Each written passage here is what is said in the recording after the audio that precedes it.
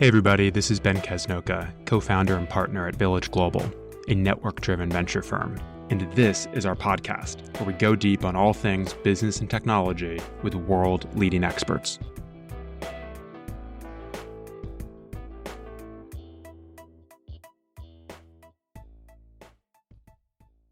Today we have the pleasure of welcoming Paul Budnitz and Jen van Dijk, founder and CEO respectively of Superplastic, one of the most interesting companies in our portfolio, and I would say in the larger media art landscape.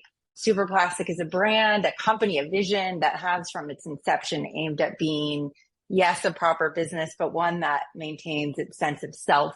And I'm very excited to talk to both of you today because I think that you can serve as an inspiration for founders looking to do the same dance of maintaining artistic integrity of their creations, whatever those might be, and also running a thriving venture-backed business. So thank you for joining me today. Thank you, Christina. So let's start with giving listeners some context.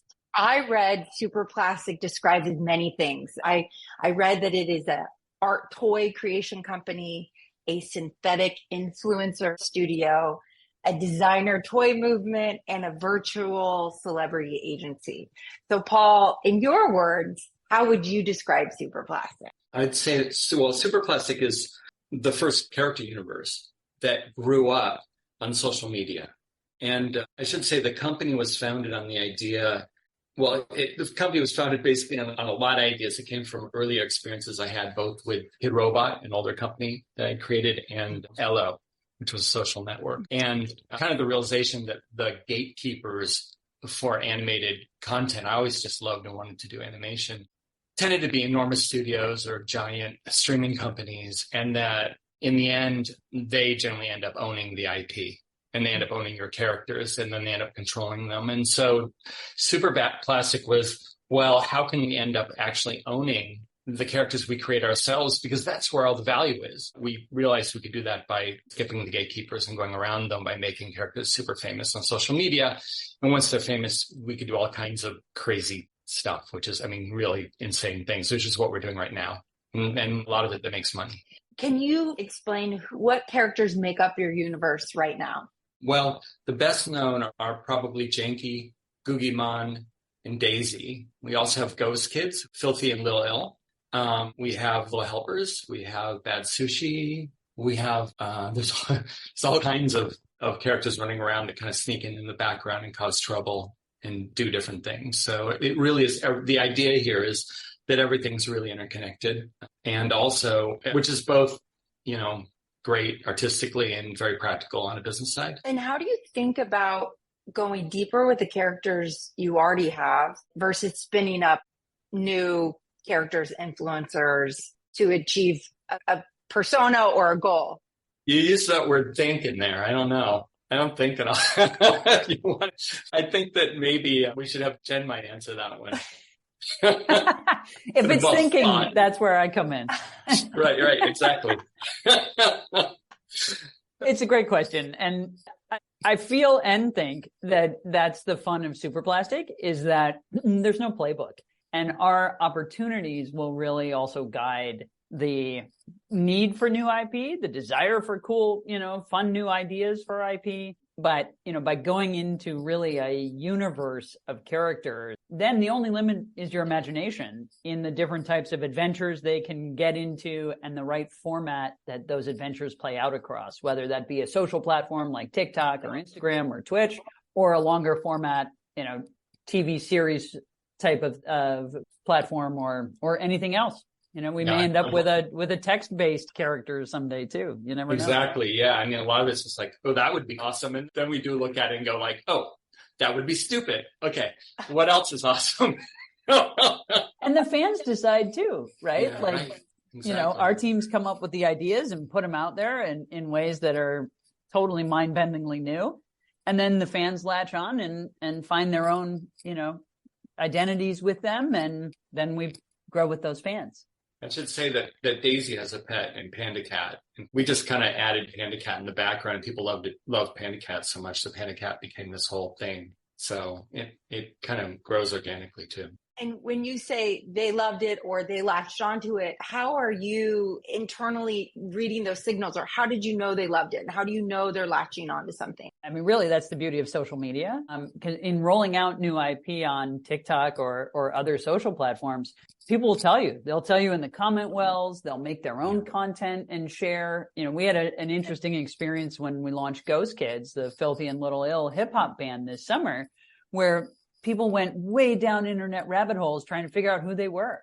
And, you know, were they industry plants or were they real people, or, you know, who were they? And people take it on, and we watch all those signals and integrate that back into the creative stew. We should add, there are 24 million of them. So you know, it's not hard to hear what's going on, and growing about 1 million a month. Wow. Yeah. And that was my next body of questions, is around social media, because as you said, you're native to something that is so mammoth and evolving. And Paul, you have said in interviews that you have this image or this vision of, we can create our own animated characters and use social media to make those characters famous. And then once they're famous, people will come to us and we can do what we want. But as a marketer myself, I appreciate how hard it is to bring a cult following to life. And so you're expressing something that's quite difficult and making it sound quite easy. And so I am curious, tactically, how have you grown Superplastic's audience to such a scale and so quickly? Well, part of it is just stupid luck. But I think a lot of it in real life is we love the creative we do. So everything comes back to making stuff that's remarkable. And then at the same time, we have data. So if we do something that people hate, we know it fairly quickly. And then we can do something else we like. We, as a company, I think we shy away from doing stuff that we don't like that other people might, I guess. You know what I mean? The stuff that we think sucks, but that maybe you could just go out and do just because it makes a ton of money. Mainly because I don't think that would make a ton of money in the end. It wouldn't hold the attention of the creative team that actually makes all this stuff, which is not AI driven, even though we have a lot of AI that we're working with now. So I think it's part of it's just intuition, having done this forever. And a lot of it is data and hearing what people love and being very, very, very, very quick to change. I think we do a lot of iteration. I learned a lot of that at Ello. We also learned a lot of that from people who make games. You know, we put stuff out, we see what sticks, we iterate. Look, if people seem to really love having Janky have the shit kicked out of them by Googieman, that just seemed to be real essential. And so we would just have, when that worked, we would have him kick the shit out of them another way.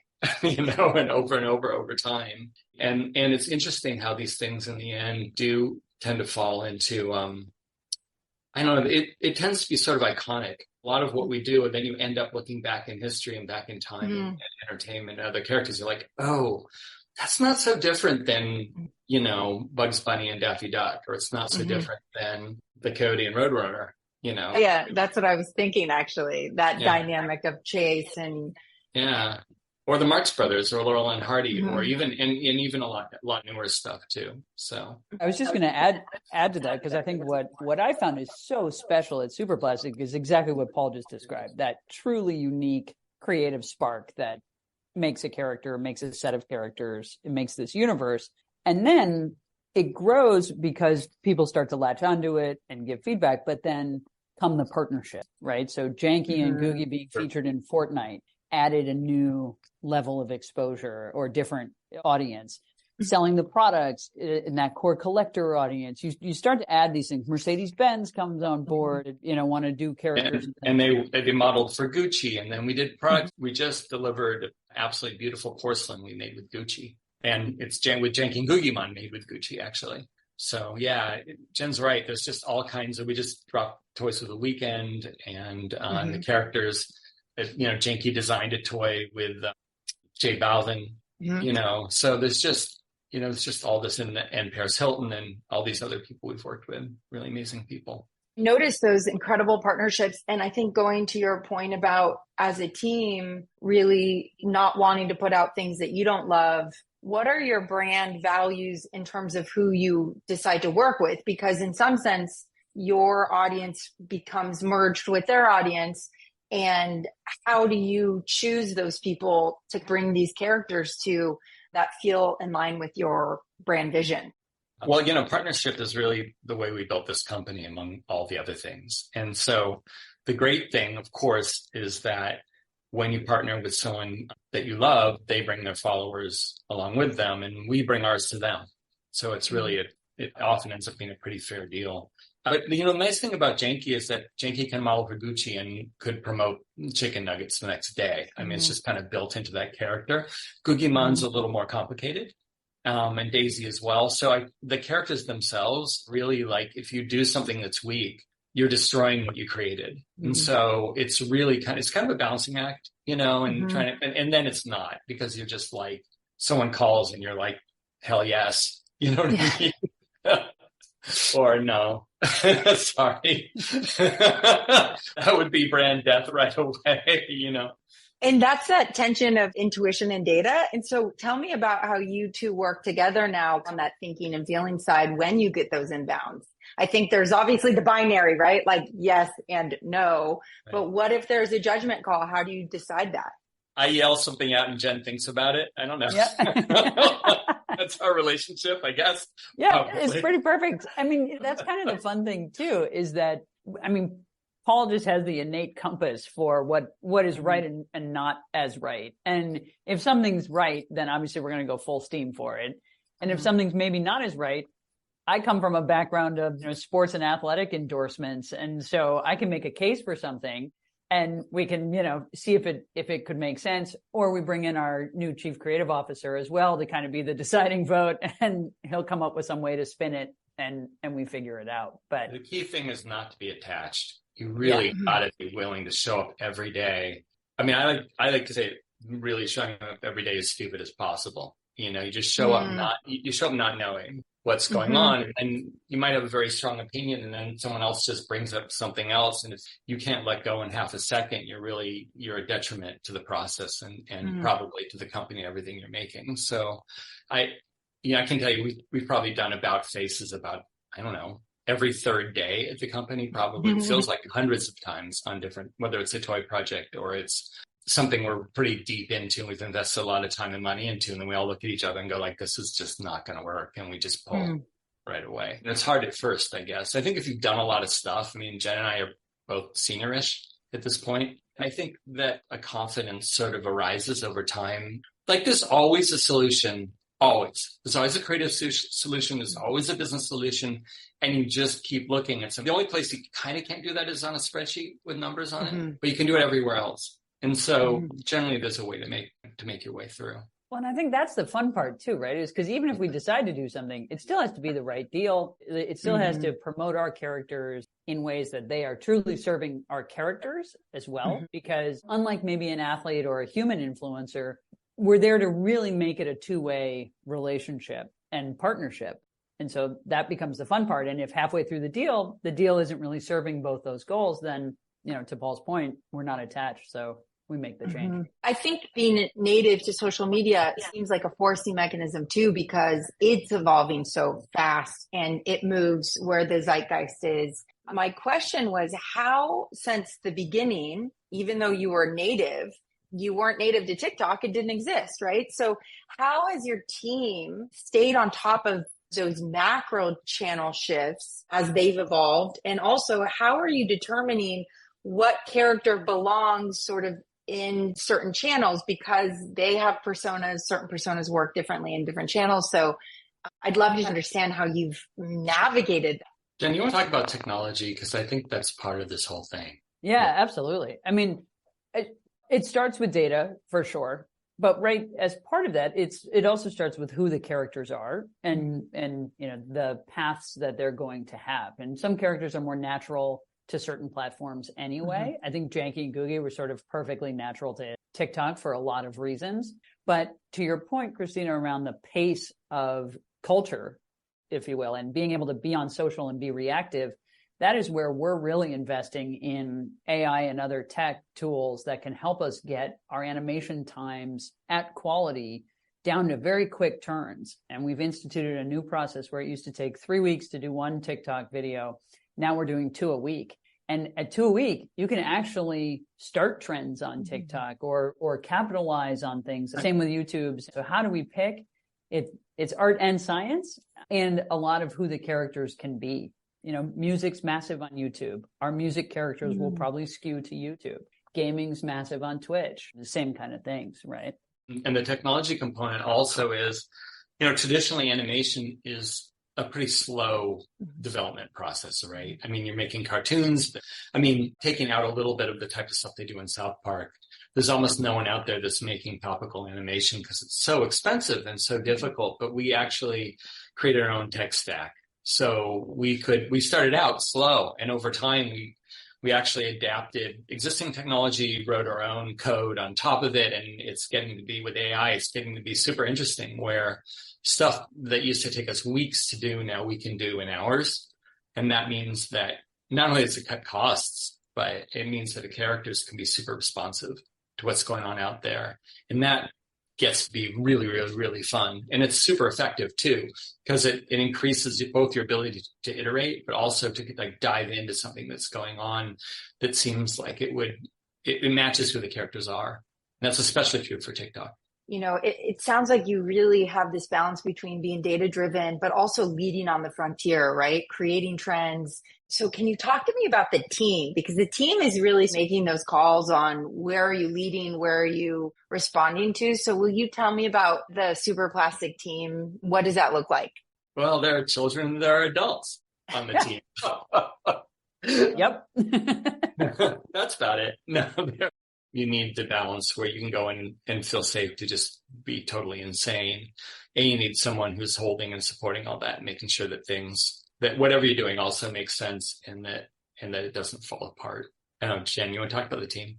Yeah. I think it starts with a company ethos of being creatively led, right? So there is not a tension of, well, is data going to rule or is creative going to rule? We are, straight from Paul, a creatively led company. And so from there, the team then really starts to fall along those lines. So our creative department, as I mentioned earlier, we have a new chief creative officer named Brian Scotto, comes from a more recently automotive lifestyle content and product company, but really came up through the music and magazine and pop culture scene of New York.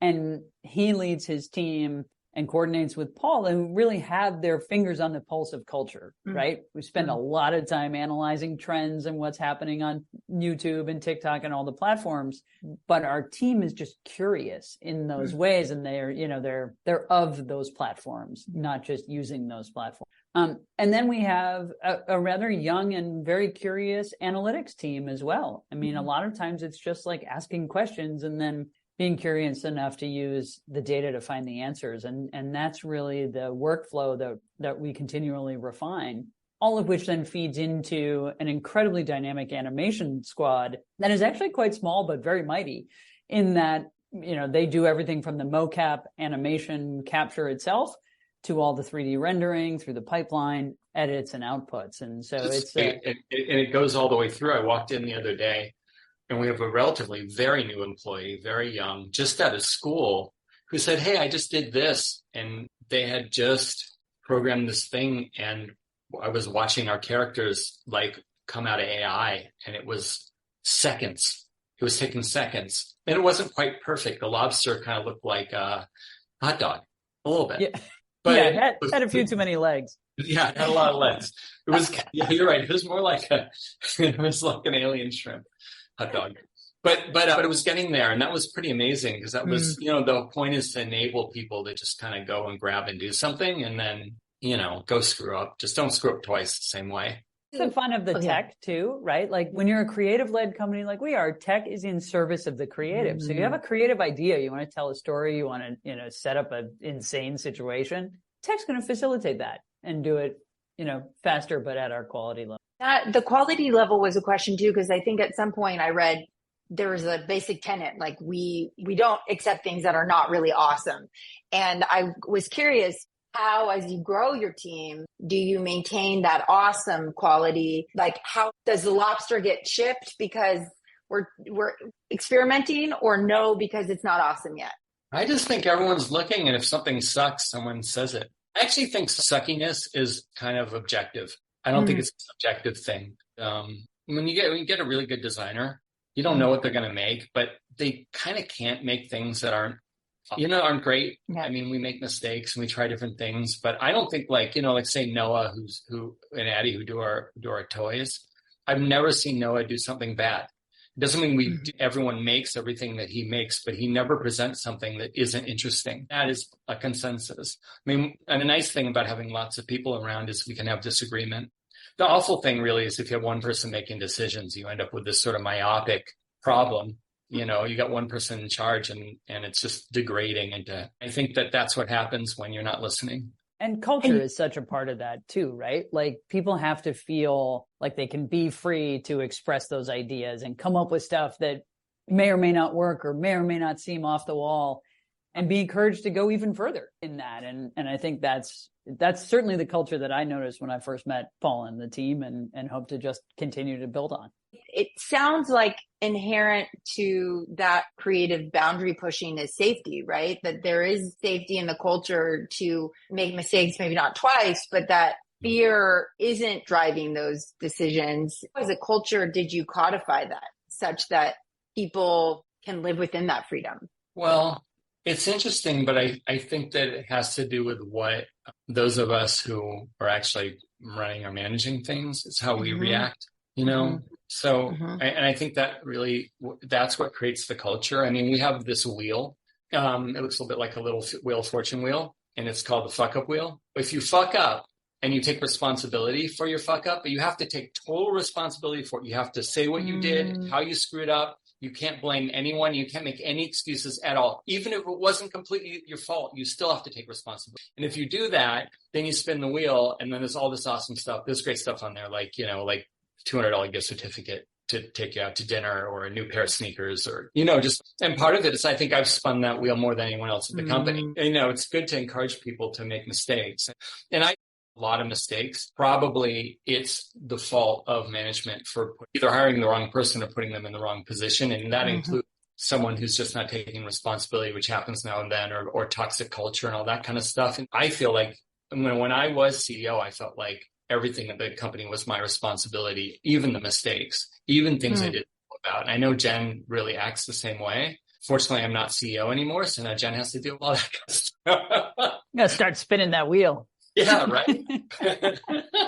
But it is, I think that's part of it, really. And it's a general vibe. And a lot of this stuff, it has to come out of who you are, who you're trying to be, And the nice thing is once you get it, you can be it. Yeah. And unified is such an interesting term in culture in a company, because there's no doubt there are certain values that are just deeply held around creativity and safety for that. But there's also so much that is impacted every day, is reiterated and reinforced through small actions of our leadership team, for example. It's really important to me that we have a strong group of heads of departments and leaders that act as a team themselves, because they also are very important in helping set the culture every day of, how we take a risk on something or calculate the value of something and that kind of stuff. So I think it's all the way through, and it's also every day, in addition to what Paul said. How do you make sure that as you hire, those you're bringing on will also reflect that or be aligned with that? Because it seems like a very special thing and a very important thing to your brand and business. And so I was curious, in your hiring practices, how do you make sure that that isn't just because you've been there a long time, but you're actually bringing in people who can embody those same cultural values? In my experience, the only way to do it is to be very explicit about it. And that every time someone is interviewing someone, it is also about sharing the culture and the values and questioning, how do they act? How are they most safe, I should say? Like, how are they most free to express themselves? How do they operate in a group? And just being really explicit about it in every step of the process. Some of it's also gut feel. That tension of gut and data or, feeling and thinking feels like a real theme in the space. One thing that I did read, Paul, was that you yourself are not on social media personally. And that was curious to me. And I wondered if you would speak to why that was. Yeah, I'm not on social media. You may find some accounts out there, but they're not mine. I'm not on any platforms at all. And I don't spend a lot of time looking at it. I don't know. For me, I don't need that. That's not where my inspiration comes from. And we have enough people around in the company who really, really deeply into that. So I don't know how to, this is not something that's easy to describe, but I just don't need it. I am kind of like been doing creative stuff for so long. There is just an endless well. And that well is inspired often by the people at the company. And if we need something for TikTok, we'll go, how about this? And they'll go, no, that's a dumb. How about this? Oh my God, that's amazing. You know what I mean? And so that's just how I work personally. I find spending a lot of time on social media exhausting and anti-creative in a lot of ways. It doesn't take a lot, And by the way, I do end up seeing a lot of what's going on through everything when I need to, but I don't spend hours staring at things. I just find that it just shuts me down. It's too much. But this is my process, and I'm unique. We're all different, and we do have people at the company who are just obsessed, totally obsessed, and that works for them too. So it's a balance, and we're a team anyway. Will you tell me about the wells that you do go into for inspiration? Where do you find those offline? I mean, I spent so much time in my life in popular culture, in fashion and movies and in old movies and what was popular. I mean, right now I'm obsessed with Fritz Lang. So I'm going through old silent films, a lot of those. They're dark, man. They're super fucked up. A lot of that stuff can translate right into what we're doing. And so I'll take inspiration from things that are all over the map, you name it. And then I bring that in, and I think that enriches the process. Well, I know it does, actually. Yeah, for me, I'm very visual, so I love fashion. I just love watching people dress up. I think it's completely silly. I love old movies from the 60s and the 70s and the 80s. And I mean, I was going to watch Young action movie when they were still in the theater with subtitles before anyone had heard about that in the US. We used to go down to Chinatown in San Francisco when I was a kid to do that. So it's not that I'm outside the culture. I'm just doing it at a different pace, a frantic pace. I find it discouraging because I find that like one of the keys of creativity is dealing with fear, right? I think you brought that up, right? Fear shuts us down. It completely shuts everything down. So how you deal with fear, I've got my own way of dealing with it, which is mainly to just welcome it. So when it shows up, I go, hello, fear. It's all good, man. I'm here with you. And then I let it go. And actually, when we tend to be creating and doing stuff, I'm in the room usually just completely beyond not worrying about anything at all. But I do find that like an oversaturation of stuff, minds start to really get hooked in comparison and comparing ourselves. And are we good enough? And there's always someone out there that just seems so amazing. And to me, that can be really discouraging. So the less I know, the more I'm just able to just throw stuff out there. Again, if you go down too many rabbit holes in research and study, and whether that study is, TikTok or whether it's every horror movie, because you're writing something about horror, after a while, you sort of lose the fire. And it can be discouraging because there's always like something out there that's just going to blow your mind. Like I could never make the first Halloween movie when working on horror stuff, for example, an amazing movie. I think this idea of there's benefit to being an insider, there's benefit to being an outsider was another thing that I was thinking about, because I noticed that you all are located in different places. And I wondered how you think about co-location versus remote, also being sort of in urban centers and being outside, and the benefit across those dimensions for a creative company and how that's evolved over time. What do you think, Jen?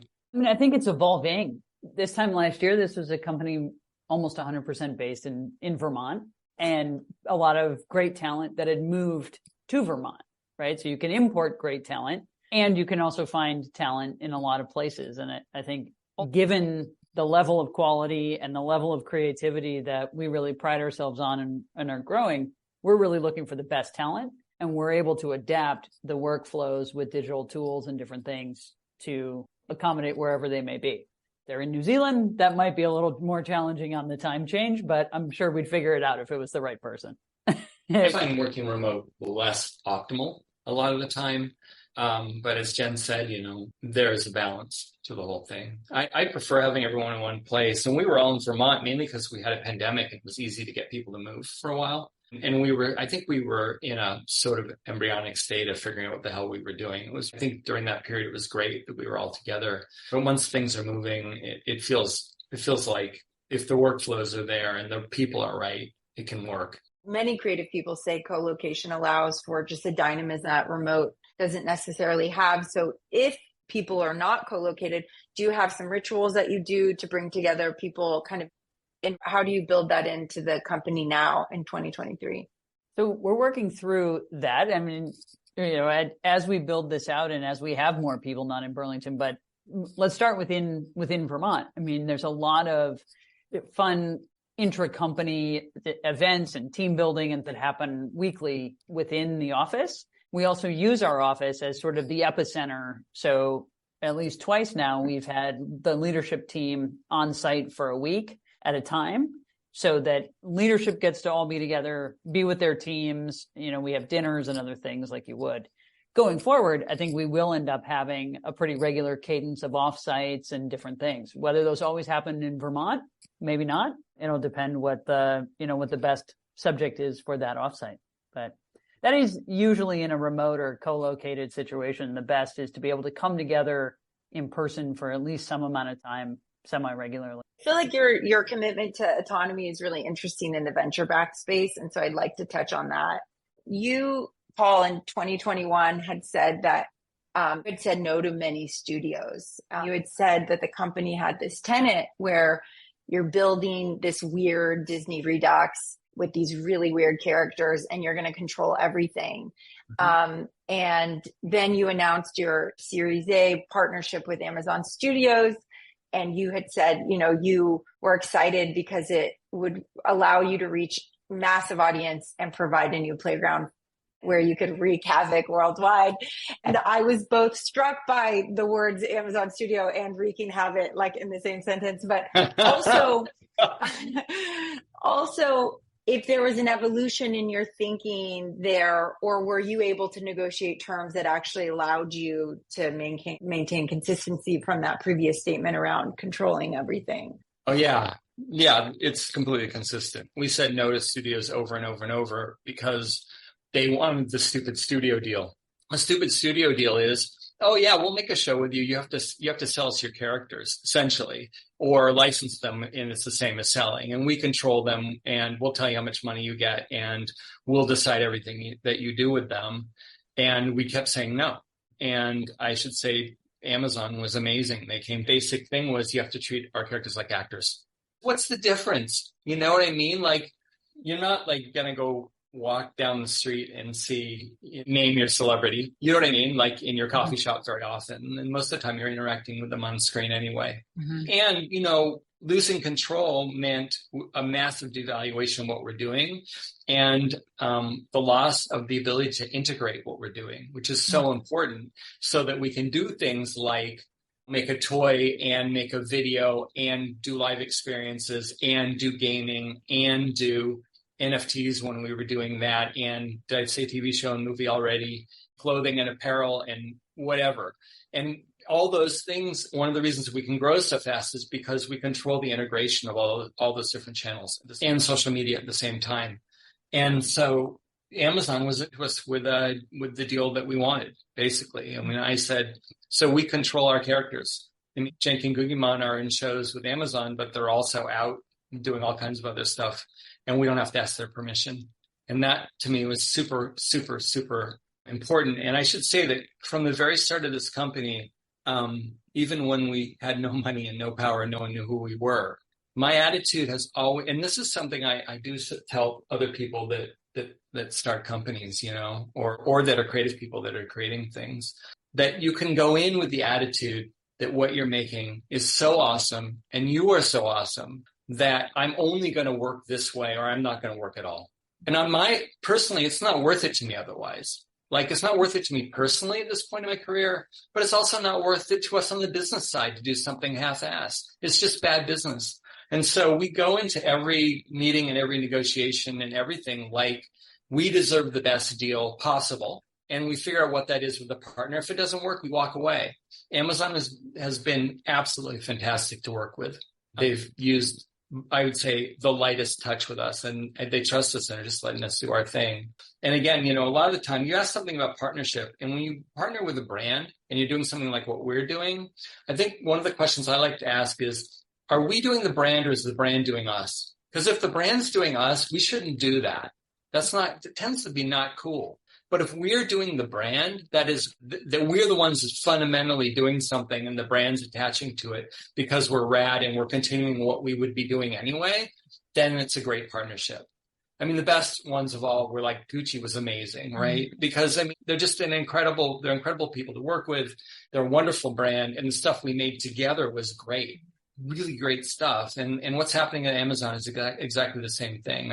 What I like about them is they seem to be willing to, oddly, take bigger risks in content because they have less, I don't know, I think it feels like Apple's sort of decided we're going to be, and Disney, you know what I mean? They're a little prissy, and we're kind of out there on the edge. We're actually not on the edge. We're right in the center of culture, to tell you the truth. It's just that if you've been in the old center of culture, the edge is the new center, and things move quite fast. And so actually, I think we're not really that edgy a brand. I mean, people like our characters are likable. That's one of the things. They're way weird.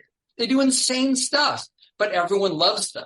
And that was one of the things. And that's really different than, I think it's actually fairly easy to make a short-lived piece of IP that's mean. Being mean is easy. You know what I mean? Interesting, the idea that they are both beloved and naughty.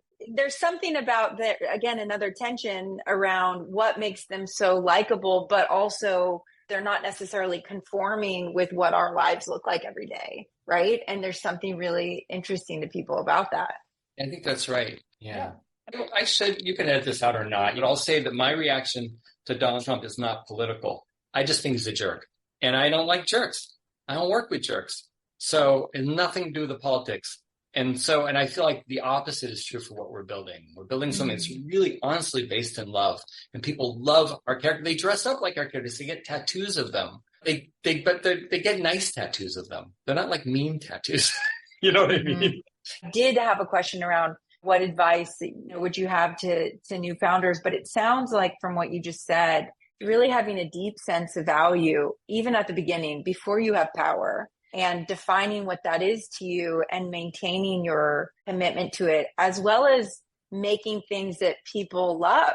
Whatever that looks like, I was struck by that in reading about your characters, that they're beloved. And sounds like that's been part of your lasting allure as well, is that there is love behind them. Yeah, I think that's how we hire people we like too. I met Jen, I was like, oh, you're amazing. We have to work together. Let's talk about that, because that is something creative founders both may aspire to, getting a Jen, or they may be asked to get a Jen. It could go both ways. So let's talk about how you knew it was time to bring on a partner, and then Jen, how you knew this was the right next step for you. Well, for me, I had some health challenges. It took me away from work for a little while, and in the process of coming back in, realized that I needed help with figuring out the next steps of how to actually run things and do things well and make the right decisions. And I felt too close to the company. And none of us have all the greatest talents. And Jen has, I don't know, Jen's almost a perfect complement. Jen seems to be able to do everything I can't much better.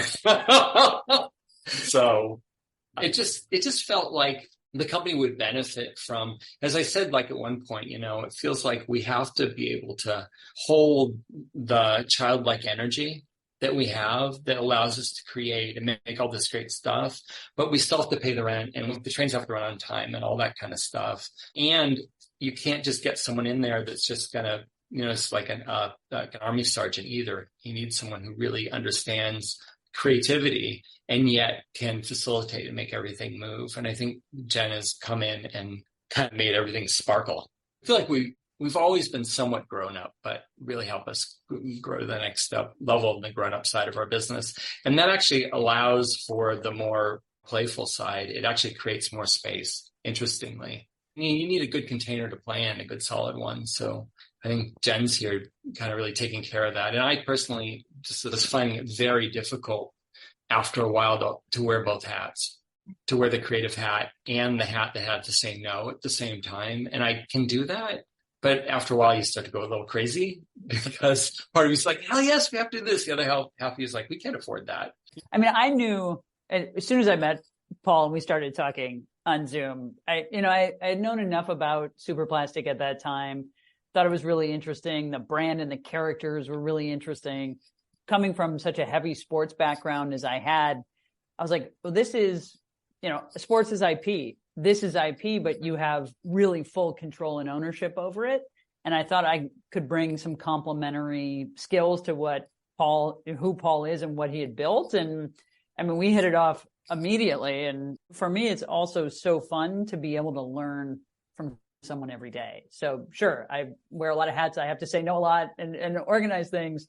But every time I talk to Paul, I feel like I learned something. And, I learn from the whole company every day. And so even in a short time, it's already been the most incredible place to be. Jen, how did you know that you would be set up for success, that hat would be given to you versus perhaps there being sort of constant struggle for operators going into a role where they're going to work hand in hand with the founder, especially a creative founder? Was that intuition? Were there kind of signs that you really be a team?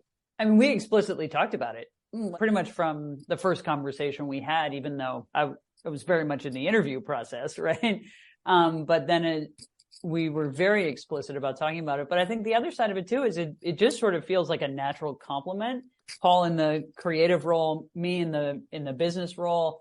And I feel like personally, I thrive in working with creative people. My dad was an architect. I grew up around it, and the last company I ran also had two creative founders that I joined as sort of the business CEO. And it's a role that comes naturally to me. But also I understand that my purpose is to make it possible for us to do even more creative things. I always told Paul, for him to go have the fun again. And I'll take the business side. Nice, because we said to each other the things that I think we each wanted to hear. Because I said, I'm not going to be in your way. In fact, I can get right out of your way.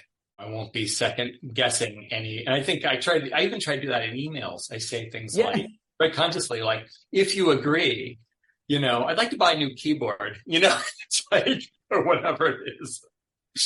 But I think it's really important to understand roles. And again, man, it's just goes back also to hiring. It's hire people that work with people that already know they're okay. Jen knows she's okay, and I know I'm okay. So if everything falls apart, we're already okay. It takes a lot of the fear out of the equation. And then we just get to do the fun part, which is working even when it's hard, even if you have to make really tough decisions one day, even when the strain, the stress sort of isn't quite there in the same way, when it isn't like your whole survival. It's more like, oh, I'm okay. You know what I mean? It's all right. So I felt that from Jen right away. I was like, this person's great. I agree. I felt the same. I was like, okay, we're in this together then. Let's go. Right. I want to be mindful of time. I really appreciate you taking the time. I thank you, I think, too, for modeling the innovation and the safety required for people to create. And I hope that those listening can also be inspired by creating spaces where business and creativity can merge and flourish. And really, I wish you all the best and all the things to come. Awesome. Thank you, Christina. Thank you. Thank you. Fun. So thank you. Thank you. Thanks, Christina. Take care. Thanks so much for listening to the Village Global podcast. You can check us out online at villageglobal.vc. We'd love to hear from you, your feedback, your ideas, your inspirations. You can email us at hello@villageglobal.vc.